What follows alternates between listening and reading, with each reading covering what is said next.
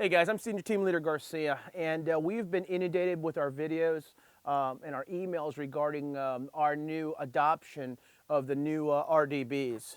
So what I'm going to do is just talk with you guys just a little bit about our RDBs and how we use them.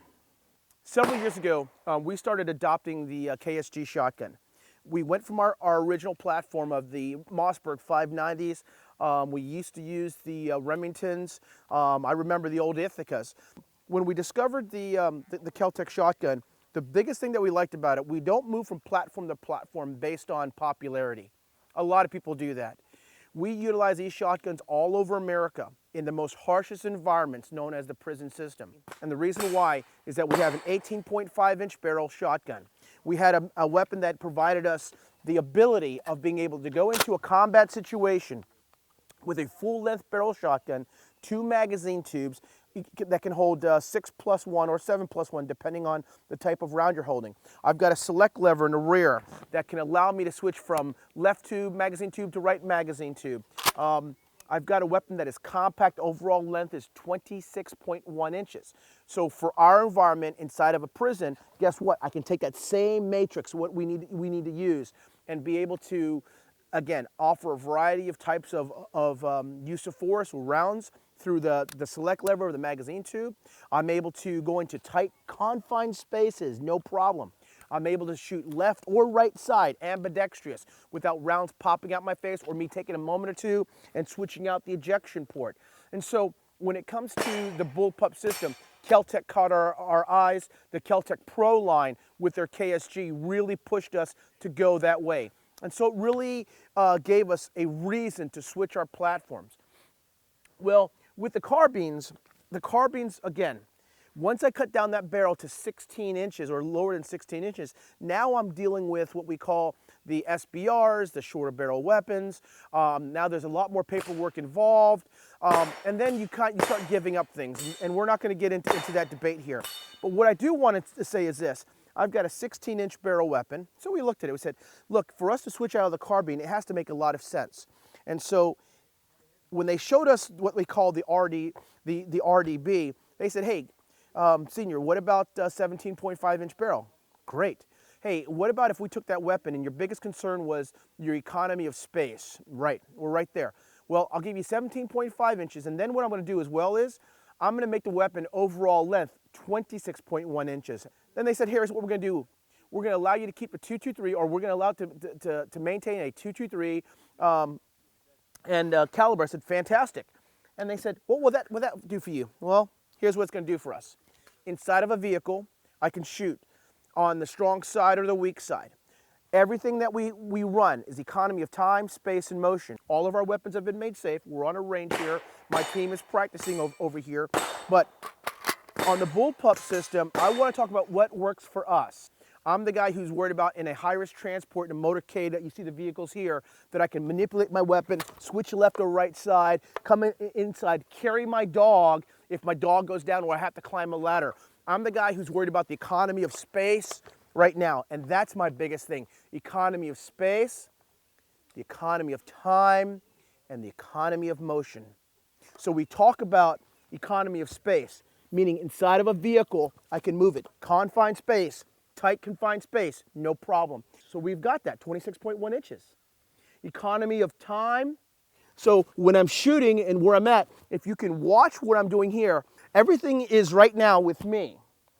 And the reason why we went to the RDB is, look, I can see my charging handle.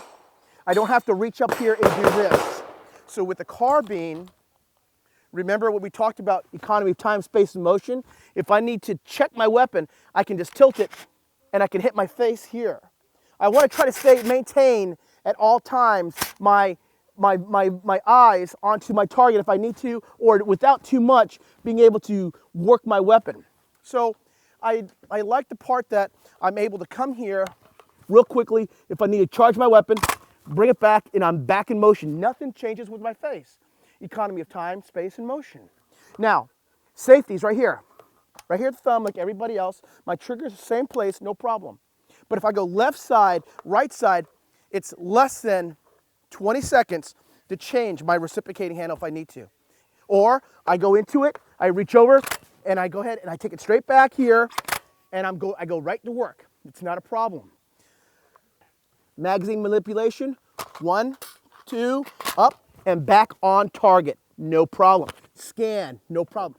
I can manipulate my weapon underneath for car hood operations in a vehicle. I can cant it using our Vortex Razor Optics. I got a red dot on target.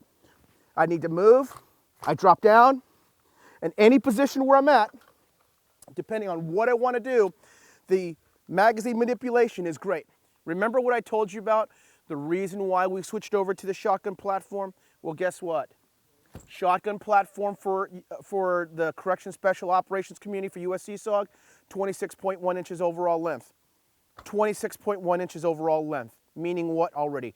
We have consistency in our weapons manipulations. We have a true bullpup, true ambidextrous, a true, I don't have to set anything differently. Our safeties are relatively in the same place.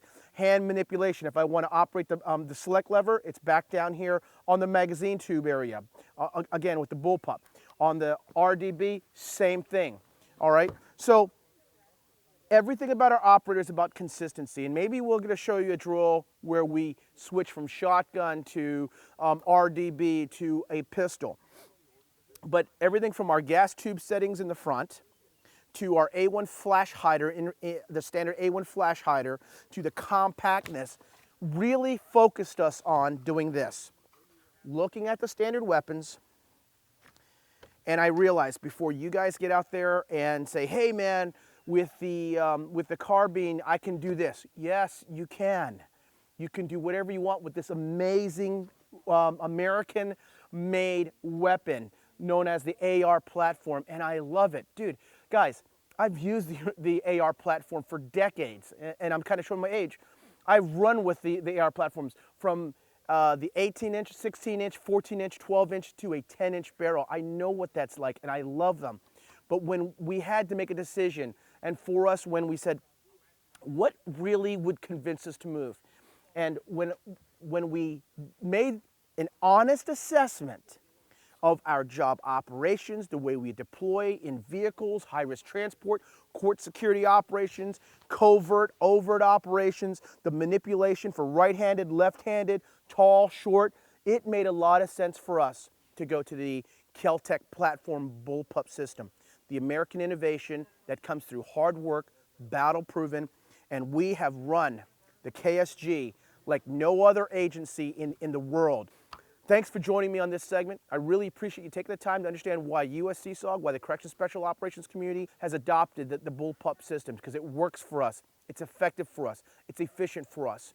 And again, love our buddies over in the carbine world. They run the carbines and they love them. But when you come into the corrections environment, I can show you day in, day out why we use it and why it makes a lot of sense for us. Take care. God bless you. Don't forget, enjoy your Second Amendment rights.